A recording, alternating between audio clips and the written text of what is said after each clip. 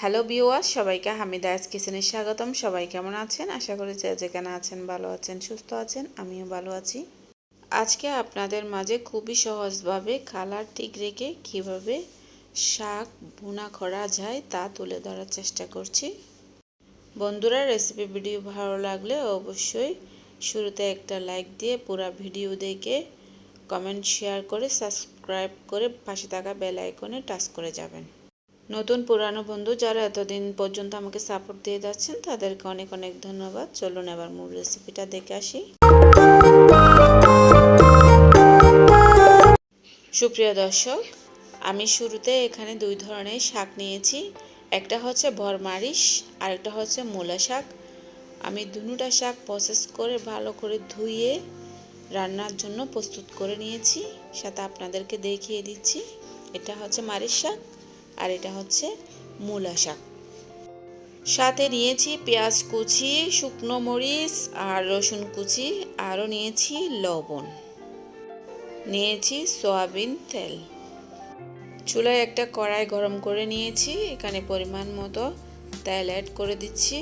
সাথে দিয়ে দিচ্ছি শুকনো মরিচ আর রসুন কুচি, পেঁয়াজ কুচি। পেঁয়াজ রসুনগুলো হালকা লাল লাল করে ভেজে নিচ্ছি। এবার মূলা শাকগুলো দিয়ে দিচ্ছি।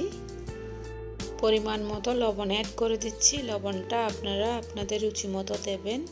দিয়ে এখন চামচ দিয়ে উল্টে পাল্টে নেড়ে ছেড়ে ভেজে নিচ্ছি, ঢাকনায় না দিয়ে।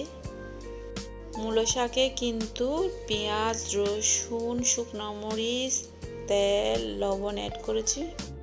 শাকের কালার ঠিক রেখে এভাবে করে মূলা শাক ভাজা করলে দেখতে যেমন সুন্দর, খেতেও খুবই মজা লাগে।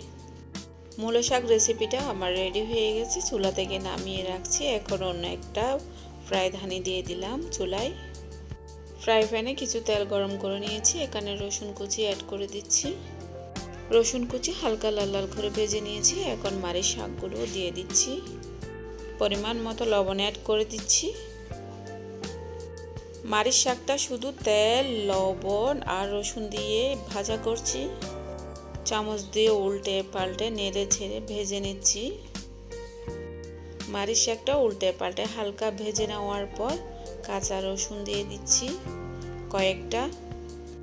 শুধু রসুন দিয়ে যদি আপনি শাক ভাজা করেন, রসুনের একটা ঘ্রাণে শাকগুলো খেতে খুবই মজা লাগবে। এইভাবে করে কালার ঠিক রেখে শাক রান্না করলে দেখতে যেমন সুন্দর, খেতে খুবই মজা। মারিচ শাকটাও আমার ভাজা হয়ে গেছে। এখন চুলোটা অফ করে দিচ্ছি। আপনাদেরকে দুইটা শাক পরিবেশন করে দেখাচ্ছি। দেখুন শাকের কালারটা কত সুন্দর আসছে।